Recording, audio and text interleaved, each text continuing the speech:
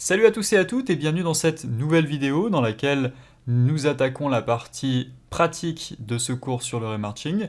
Dans cette vidéo, on va écrire notre premier shader sur le site ShaderToy et on verra ensuite comment implémenter la structure de base de notre remarcher. Avant de démarrer, je tiens à préciser que je vais faire de mon mieux pour pouvoir expliquer en détail chaque ligne de code que je vais taper ainsi que les maths qui y sont associées. Cependant, je tiens à vous préciser que je ne pourrai pas reprendre les bases de la programmation et les bases des maths que l'on va utiliser, à savoir, en programmation, vous devez au minimum savoir ce que c'est qu'une fonction, une condition, vous devez avoir connaissance des types de données de base tels que qu'est-ce qu'un float, qu'est-ce qu'un int, voilà, ce genre de choses, donc vraiment les bases de la programmation. Et en maths, on va parler beaucoup de vecteurs.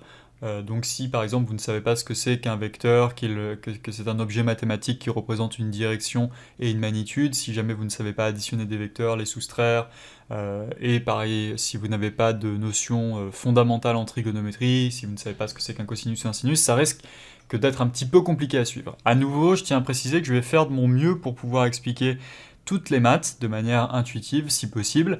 Je vais vous mettre des liens en description de la vidéo si jamais vous voulez réviser ces notions. Mais sinon, ne vous inquiétez pas, je vais essayer de faire en sorte, à nouveau, je préfère le dire plusieurs fois, de rester accessible au plus grand nombre d'entre vous. Donc c'est parti, on va se donner rendez-vous sur le site donc shadertoy.com et tout en haut du site vous avez un bouton nouveau sur lequel on va cliquer pour écrire notre premier shader. Alors qu'est-ce qu'un shader ? Un shader, c'est un petit programme qui va être exécuté de manière parallèle sur votre GPU, à savoir le Graphic Processing Unit, autrement dit la carte graphique. Des shaders, il en existe de différents types, on a le Vertex Shader, le Geometry Shader, le Tessellation Shader, etc., etc. Mais nous, ce qui va nous intéresser, c'est le Pixel Shader. Le Pixel Shader, c'est celui qu'on peut écrire sur le site ShaderToy, a pour rôle de définir la couleur d'un pixel dans notre image. Vous voyez que ici à gauche on a notre image, à droite on a le code source de notre shader, de notre pixel shader, et ce pixel shader va être exécuté de manière parallèle pour chacun des petits pixels qui composent notre image, et va avoir pour unique but de nous donner la couleur de ce pixel. Si on regarde le code source de ce shader, il est assez simple, on peut encore le simplifier davantage, et c'est ce que je vous propose de faire dès maintenant. On va supprimer ici les premières lignes de code, on va supprimer le commentaire aussi ici. Alors comme on sait d'ailleurs dans un shader, on peut écrire un commentaire avec 2 slash ou en faisant slash étoile et étoile slash pour créer un multi-comment. Donc tout ce qui se trouvera à l'intérieur de ce multi-comment ne va pas être exécuté. Donc ce que je vous propose de faire, c'est maintenant d'afficher un écran totalement rouge. Alors je vais vous demander de taper exactement la même chose que moi, donc 1.0, 00, 1.0, et de faire Alt Entrée pour pouvoir exécuter ce shader. Alors là, c'est probablement un des shaders les plus simples que l'on peut écrire. Ce shader, il a pour unique but de retourner du rouge pour le pixel en cours de calcul. Alors, on va décortiquer un petit peu ce code pour pouvoir mieux le comprendre. Vous voyez qu'on a une fonction qui s'appelle mainImage ici, qui est un petit peu l'équivalent de main en C, et c'est le point d'entrée de notre pixel shader. En entrée de cette fonction, en argument de cette fonction, on a deux paramètres, on a fraccolor et fracchords. Alors, fraccolor va être de type vector4, vec4, et fracchords va être de type vec2. D'accord ? Donc c'est littéralement un vecteur 4 et un vecteur 2. Un vecteur 4, c'est un type de données dans lequel on va pouvoir stocker 4 composants. En général, ces composants, on les nomme X, Y, Z, W, ou alors on les nomme R, G, B, A, en anglais Red, Green, Blue, Alpha. D'accord ? Vecteur 2 stocke tout simplement deux composants qu'en général on nomme X, Y, on peut les nommer U et V aussi. Vous voyez que fraccolor a été marqué en out et que fracchords a été marqué en in ici. Le mot-clé out veut tout simplement dire que c'est une variable dans laquelle on va devoir écrire, et in, c'est une variable que l'on reçoit depuis l'extérieur de ce shader-là. Donc fraccolor, en fait, si on écrit dedans, eh bien ça va correspondre à la couleur finale du pixel qui est en train d'être calculé.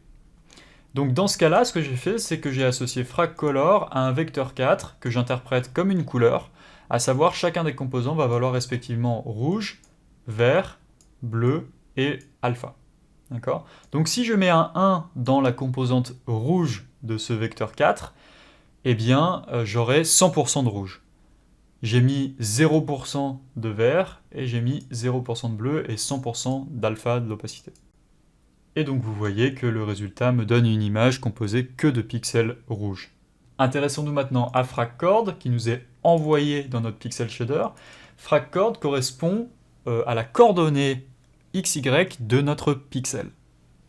Donc si par exemple notre écran fait 800 par 450, le pixel qui est tout en bas vaudra 800 en X et 0 en Y, et puis vous voyez que le pixel tout en haut à gauche vaudra 0 et 450, en bas on aura 0, 0, et dans le coin supérieur droit 800, 450.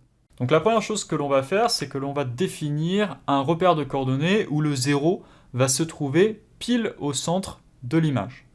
Alors pour ce faire, je vais déclarer un nouveau vecteur 2 que je vais appeler UV. Alors en général, quand on parle d'UV, c'est la convention. En mathématiques, on parle de X, Y, et pour ne pas confondre avec les mathématiques, on va utiliser les termes plutôt U et V, mais c'est juste une question de nom. Vous pouvez même choisir ce que vous voulez, UI, O, R, peu importe.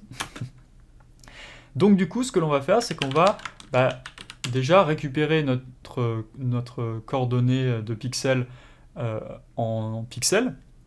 Et ce qu'on va faire, c'est qu'on va soustraire en pixels la moitié de notre écran. Le problème, c'est qu'on ne sait pas quelle taille fait notre écran, et c'est là qu'interviennent les données d'entrée du shader. Donc si je clique ici, vous voyez qu'on a plusieurs données qui sont disponibles dans notre shader, dont une qui est la résolution de la viewport, donc de notre image si vous voulez, en pixels. Vous voyez que c'est marqué en pixels. Donc là, probablement que je vais avoir en X, dans la première valeur en X, je vais avoir 800, et en Y, je vais avoir 450. Il faut savoir que c'est noté en vecteur 3. Nous, ce qui nous intéresse, c'est juste le X et le Y de ce vecteur 3. Donc ce que je vais faire, c'est que je vais soustraire la moitié de mon écran. D'accord ? Donc là, ce que j'ai fait, je pourrais, pour que ça soit plus clair, mettre les choses comme ça. J'aurais pu aussi diviser par 2 si j'avais envie. Voilà. Mais bon, en général, je fais x 0,5. Donc du coup, là, toute cette expression correspond à quoi ? Correspond à mon système de coordonnées avec le 0 qui se trouve au centre. D'accord ? Donc ce que je vous propose de faire, c'est de mettre un point-virgule pour terminer l'instruction et déjà de voir à quoi ça ressemble. Alors ça ne va pas être le système de coordonnées final que l'on va utiliser, mais ça va déjà vous donner une idée de chacune des étapes que l'on est en train de décrire. Alors, dans un shader, on n'a pas de console, on ne peut pas faire un debug.log ou un print de texte, on ne peut pas débugger nos valeurs avec du texte. En général, ce qu'on fait du coup, c'est qu'on débug nos valeurs avec des couleurs. On interprète les valeurs que l'on veut débugger comme étant des couleurs. Donc typiquement, U et V, c'est deux valeurs, X, Y dans mon cas, ou alors U et V, ou voilà, YT comme vous voulez. Et ces deux composantes contiennent des nombres, et je vais interpréter ces nombres comme étant des couleurs. Donc ce que je vais faire, c'est que la première valeur de mon vecteur 4, qui correspond à la couleur finale, je vais afficher la composante X dedans, et donc ça va être le rouge, et le vert, je vais afficher la composante Y de mes UV. D'accord ? Donc là, je vais faire Alt Entrée, et vous voyez que j'ai une nouvelle image qui me montre à quoi ressemble donc U et V. Vous voyez que j'ai un carré noir qui est tout en bas. Pourquoi ? Parce que probablement qu'ici, je suis dans les nombres négatifs. Enfin, c'est pas probablement, c'est sûr que là, je suis dans les nombres négatifs. Et si je mets un nombre négatif dans une des composantes d'une couleur, eh bien en fait, ce n'est tout simplement pas lisible en tant que couleur. Par contre, ce qu'on voit, c'est qu'ici, on a du rouge. On a 100% de rouge. Donc ça veut dire que probablement, dans ce secteur-là, dans ce quadrant-là, eh bien, on a un 1 dans notre couleur, ou une valeur bien plus importante que 1, qui sera automatiquement considéré comme 100% de la teinte rouge. Même si on avait 200 ou 300 ou 400 comme valeur ici, ben en fait ça serait quand même 100% de rouge. On ne peut pas dépasser les couleurs visibles par l'œil humain. Le problème c'est que là vous voyez que bah, en fait je passe de manière complètement abrupte d'une couleur à une autre. Et du coup c'est pas terrible parce que j'aimerais avoir un système de coordonnées beaucoup plus lisse, beaucoup plus précis. D'ailleurs ici vous voyez qu'on a du jaune. Le jaune c'est l'association du rouge et du vert, donc ça veut dire probablement que dans ce cadran-là, ces pixels-là, ici j'ai retourné une couleur qui est égale à 1 ou supérieure à 1 ici, et pareil ici, d'accord? Donc je suis à peu près sûr que mon 0, 0 se trouve à cet endroit-là, d'accord? Ce que je vais faire, c'est que mes UV, juste pour rigoler, je vais les diviser par une grande valeur, juste pour qu'on voit à peu près ce qui se passe. Donc on va diviser par 500. Vous voyez qu'on commence à avoir un dégradé et donc des valeurs un petit peu plus lisibles. Si vous voyez, je divise par 10, on voit que c'est un peu flou, je divise encore, vous voyez que c'est comme si je zoomais en fait sur mon repère de coordonnées. Ce qu'on va faire, c'est qu'on va diviser notre repère par la résolution, donc high resolution, .y. Et vous allez me dire pourquoi .y. En fait, c'est pour prendre en compte ce que l'on appelle l'aspect ratio. L'aspect ratio, vous voyez, c'est le 16 neuvième, le fameux 16 neuvième, le 4 tiers. Voilà, c'est pour prendre en compte le fait que la largeur de l'écran soit plus importante que la hauteur. Donc là, je vais me retrouver avec une image qui ne va pas être déformée par rapport à ce ratio d'écran. Pour pouvoir m'en convaincre, ou plutôt vous en convaincre, ce que je vais faire, c'est que je vais afficher un cercle au centre de l'écran. Alors comment je vais afficher un cercle en ayant juste ces informations-là? Bon, déjà je sais que je vais afficher une couleur, et en fait je vais afficher la même couleur pour tous les pixels qui vont être contenus à l'intérieur du cercle. Donc ce que je vais faire, c'est que je vais prendre la longueur du vecteur UV.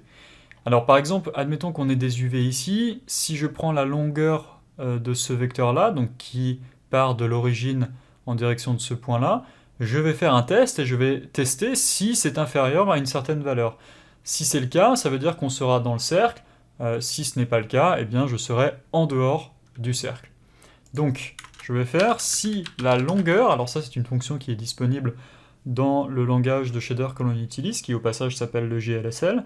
Je vais faire donc si la longueur de mes UV est inférieure à par exemple 0,2 ici, eh bien à la place, je vais overrider, c'est-à-dire réécrire la couleur pour, par exemple, une couleur qui va être composée que de 1, c'est-à-dire du blanc. Et vous voyez que j'ai effectivement un cercle qui apparaît à l'écran. Donc ça, on l'avait vu dans la vidéo précédente, ce length, en fait, est calculé grâce au théorème de Pythagore. Ok, donc on a bien notre système de coordonnées qui est au centre. On voit bien qu'on a un cercle. Le cercle n'est pas étiré. Si par exemple ici, j'avais multiplié par les deux coordonnées .xy, vous voyez qu'en fait j'aurais eu un cercle étiré. Voilà, là on conserve bien le ratio de notre écran. Ok, donc je vais commenter cette condition et je vais tout de suite écrire ma première fonction. Alors, ma première fonction, ça va être la fonction march qui va prendre entre parenthèses un premier argument qui va s'appeler rayOrigin, que je vais appeler RO, et rayDirection, que je vais appeler RD. Donc c'est-à-dire l'origine de mon rayon et la direction de mon rayon. Souvenez-vous, dans la vidéo théorique, on avait vu que pour pouvoir connaître la couleur d'un pixel, on envoyait un rayon à travers ce pixel, et on se déplaçait dessus en fonction de la distance qui nous a été retournée par la SDF. Et donc littéralement, on marchait sur le rayon, c'est pour ça qu'on appelle ça d'ailleurs un ray marcher. Et c'est exactement ce qu'on va faire ici. Donc nous, on va s'écrire une petite boucle for qui va nous faire avancer au maximum de 50 itérations. On va faire 50 itérations. Donc au maximum, on va calculer 50 marches sur le rayon.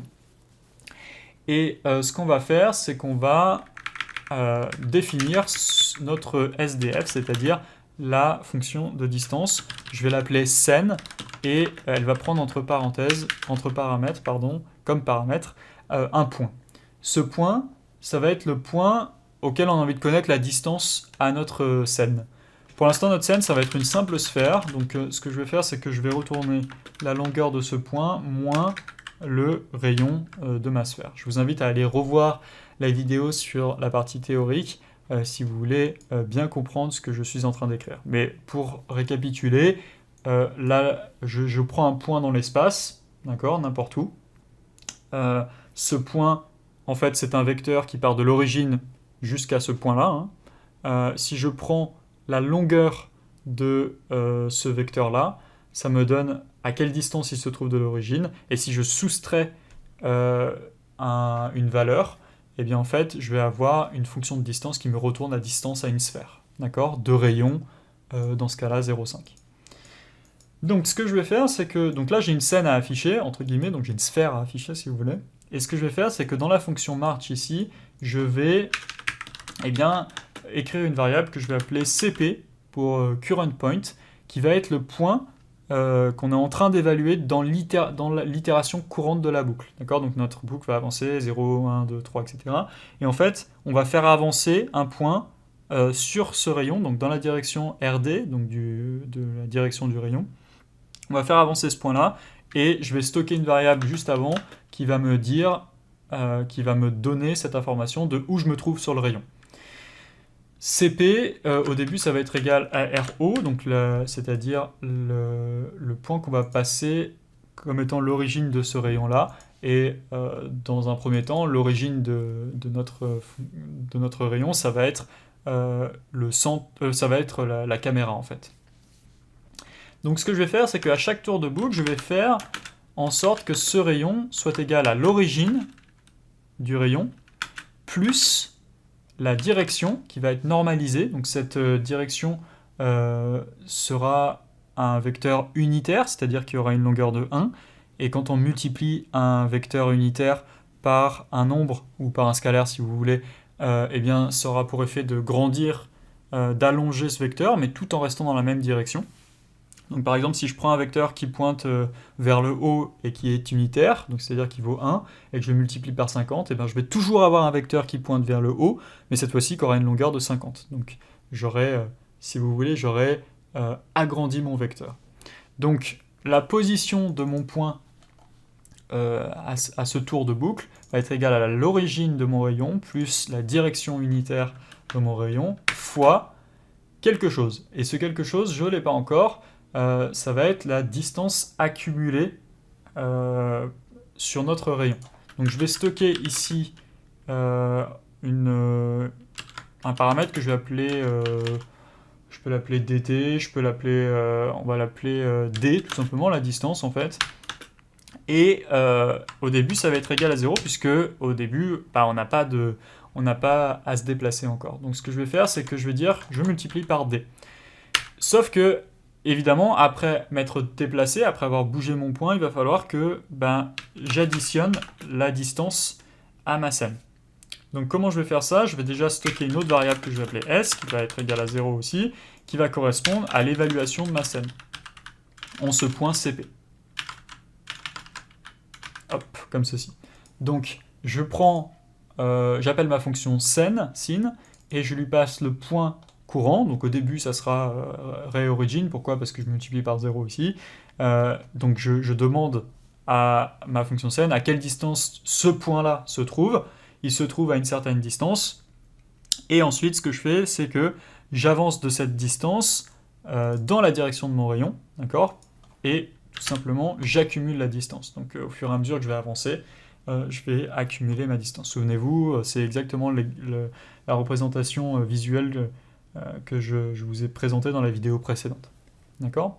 Donc là, ce qu'on va faire, c'est que si la distance à la scène est toute petite, à ce moment précis, on sait qu'en fait, on a touché un objet.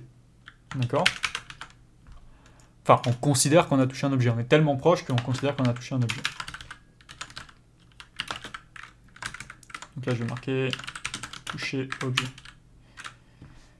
Si par contre, la distance accumulée totale, c'est-à-dire D, est supérieur à une longue valeur, c'est-à-dire que le rayon il s'est agrandi d'une valeur supérieure à 20 unités, à ce moment-là, on considère qu'on est trop loin, et donc là, c'est pour nous, c'est le décor.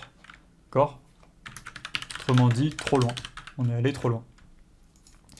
Donc là, ce que je vais faire, c'est que dans les deux cas, je vais break. Ça veut dire quoi? Ça veut dire que dans les deux cas, je vais sortir de ma boucle. D'accord? Comme ça, j'arrête d'itérer. Et ce que je vais retourner, ça va être la distance de mon rayon, c'est-à-dire la distance qui a été accumulée par chaque demande de distance à la scène. D'accord? Donc, là, normalement, si je compile, j'ai pas d'erreur, à part une, c'est que ici, il attend un nombre flottant. Effectivement, vous voyez que D est un nombre flottant, et je vais comparer ça à un entier, et en fait, les langages de shader sont très très précis quant au type de données à comparer. Donc, maintenant, je vais devoir utiliser ces fonctions.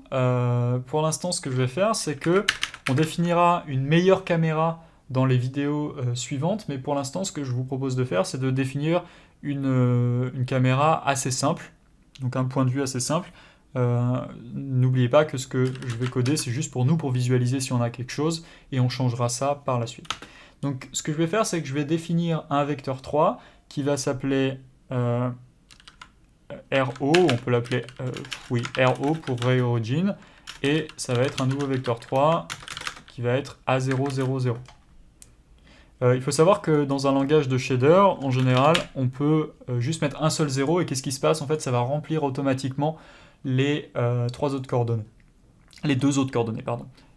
C'est un petit raccourci qui est assez pratique. Donc ce qu'on va faire, c'est que RO va être égal à 0, et ce qu'on va faire, c'est qu'on va créer un vecteur RD pour la direction, et la direction dans laquelle on veut pointer, souvenez-vous, on veut passer depuis l'origine à travers notre écran. Donc notre écran, on va le mettre légèrement devant l'origine, d'accord? Et on sait que notre écran va contenir sur son plan notre repère de coordonnées, et notre repère de coordonnées, c'est les UV. Donc ce qu'on va faire, c'est que on va avoir ici en X les UV en X, en Y les UV en Y, et puis ici on va avoir une valeur qui est la profondeur de notre écran, qu'on va mettre à 1 mètre devant nous. Et donc ça va être un point qui va être évalué pour chacun de notre appel à MainImage, qui va être évalué, qui se trouve sur un plan devant nous. D'accord? Si je prends ce point-là et que je soustrais RO, donc là en l'occurrence c'est 0, donc j'aurais pu soustraire directement le vecteur 0, et bien en fait je vais avoir un vecteur qui va pointer de RO dans la direction du point qui se trouve sur le plan devant nous, c'est-à-dire notre écran. Et souvenez-vous, j'ai besoin de normaliser ce vecteur, donc je le passe dans une fonction qui s'appelle normalize, qui est disponible dans le langage de shader. Et là, ce que je vais pouvoir faire, c'est maintenant utiliser ma fonction march, qui me retourne un float, qui va être la distance en fait du rayon. Et ce que je vais faire, c'est que cette fonction march, je vais lui passer RO et RD. Je vais ensuite, à la place de UVX, UVY ici, afficher D pour le rouge, D pour le vert et D pour le bleu, ce qui aura pour effet de me donner une couleur en noir et blanc, donc en nuance de gris. Et si je fais Alt Entrée, là en fait, on ne voit pas grand chose. Pourquoi on ne voit pas grand chose? Parce que en fait, on se trouve à l'origine du monde, et notre sphère aussi, déjà dans un premier temps.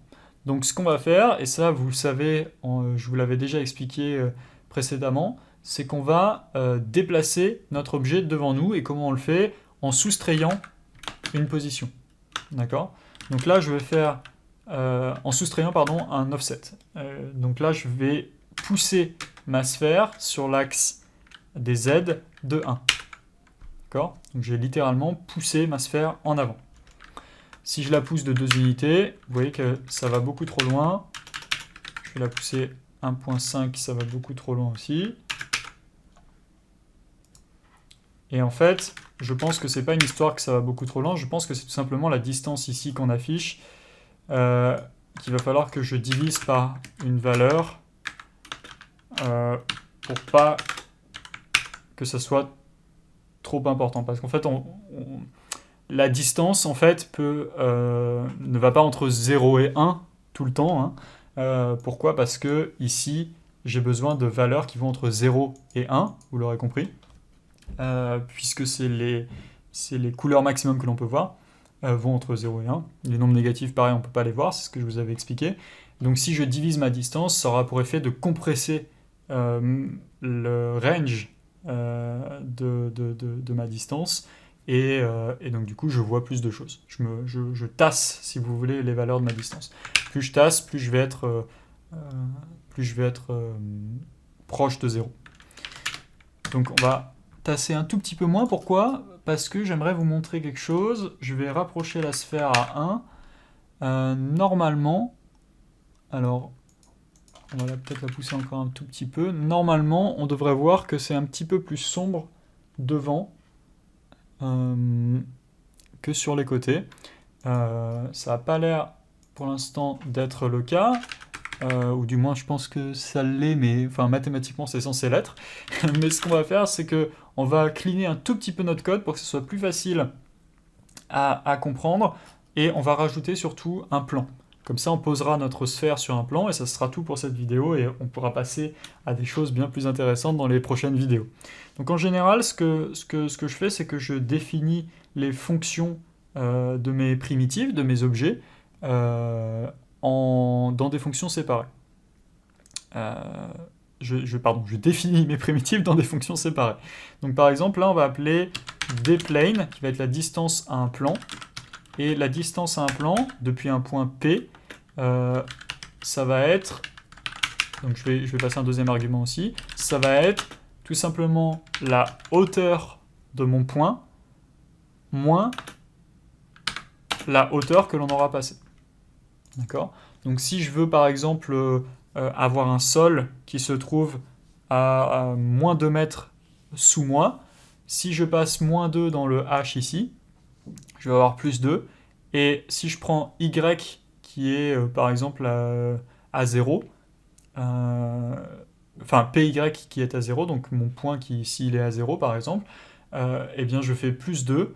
Et en fait, qu'est-ce que ça va avoir pour effet de faire? De me donner la distance plus 2, la distance de mon point, donc 0, plus 2, donc ma distance totale sera à 2 en ce point. D'accord?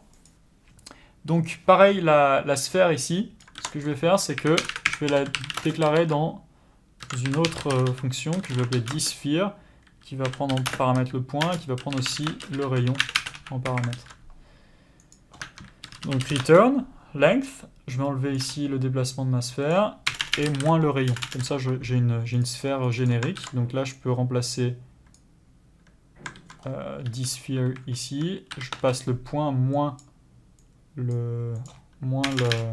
l'offset. Je mets une virgule ici. Je fais Alt-Entrée, rien n'a changé. Et ce que je peux faire, c'est aussi, par exemple, je peux afficher un plan cette fois-ci à la place. Donc là, j'ai return une sphère, mais juste avant, je vais return un plan, ce qui va avoir pour effet de couper court à ma fonction au niveau de la sphère. Hein, c'est comme ça, ça ne sera jamais exécuté. Et ce que je vais faire, c'est que je vais lui passer le plan et je vais le mettre à -1, par exemple, ce plan. Et on voit effectivement que j'ai un plan.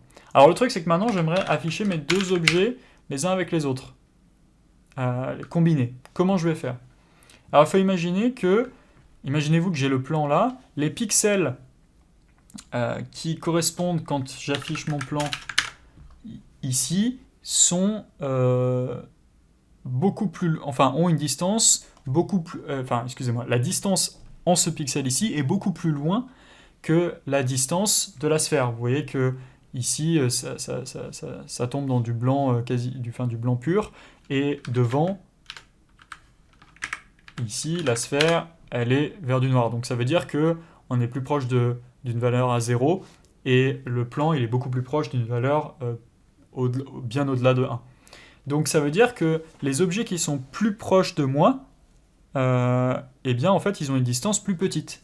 Donc ce que je vais pouvoir faire, c'est par rapport à mes deux objets qui se trouvent ici, dplane et dsphere, je vais pouvoir prendre le minimum entre les distances qui me sont retournées.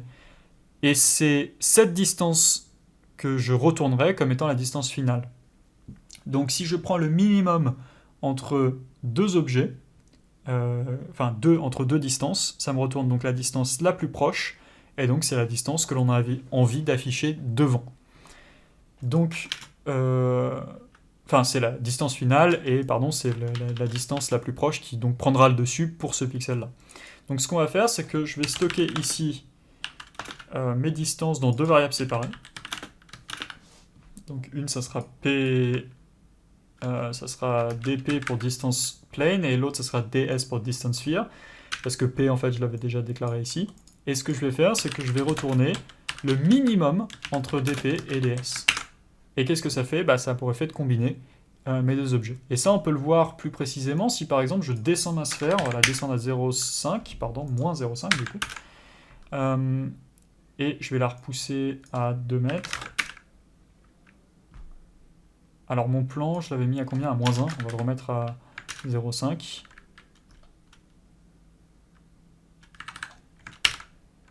Vous voyez que là, mon plan, il est à moins 0,5 unités sous mes pieds. Et parce que je suis en 0,0, hein, n'oubliez pas qu'on a une caméra pour l'instant assez basique, où l'origine est on est au centre du monde et que notre écran est devant nous. Et donc vous voyez que là, donc on a bien notre plan qui intersecte avec notre sphère. Pour le petit exercice, ce que vous pouvez faire, c'est vous pouvez créer une deuxième sphère, ds2, et vous pouvez combiner des combinaisons de distance. Donc par exemple, là, je peux combiner ds avec ds2, ici, ds2, je peux combiner tout ça, et puis ça va me retourner une distance, et puis après, je recombine avec dp, d'accord? Je refais un test pour savoir quelle est la distance la plus proche. Et donc du coup, là par exemple, on va décaler cette sphère à 0,5, et vous voyez que j'ai bien effectivement une deuxième sphère. Sphère que je peux rapprocher aussi, vous voyez que on voit clairement qu'elle est plus sombre, donc elle est plus proche de nous, et les pixels ici n'ont pas été pris en compte, les pixels de derrière ont été discard, c'est-à-dire qu'ils ont été complètement évincés pour la distance finale. Ok. Donc, ce que je vais vous montrer, c'est une dernière petite chose, et après on va s'arrêter là. Je sais que ça fait beaucoup d'informations, et j'avais envie de faire des vidéos un petit peu plus courtes qu'un long tuto. Et ce que je vais vous montrer, c'est juste que quand vous allez calculer ici votre caméra simple, avec la ray direction ici, ce paramètre-là ici va correspondre à une sorte de perspective. Donc si par exemple je mets mon plan beaucoup plus loin, devant moi, c'est comme si j'avais resserré mon angle de vue de ma caméra. Et si je l'ouvre beaucoup plus, si je rapproche ce plan de moi, c'est comme si j'ouvrais beaucoup plus mon angle de caméra. Et donc ça fait effet, si vous voulez, de l'angle de la caméra en fait. C'est comme si vous, indirectement, vous manipuliez l'angle de la caméra. Donc voilà, je vous invite à jouer avec ce que l'on vient de faire. N'hésitez pas à revisionner plusieurs fois cette vidéo si jamais vous n'avez pas compris quelque chose. Je vais, ou même visionner la vidéo d'avant qui explique tout ça en théorie. J'espère que cette vidéo vous a plu, et je vous donne rendez-vous dans la prochaine vidéo dans laquelle on devrait faire des choses normalement beaucoup plus intéressantes et créer des images beaucoup plus stylées. N'hésitez pas à vous abonner si ce n'est pas déjà le cas, partagez cette vidéo si vous pensez que ça peut intéresser vos amis, et je vous dis à bientôt. Ciao ciao!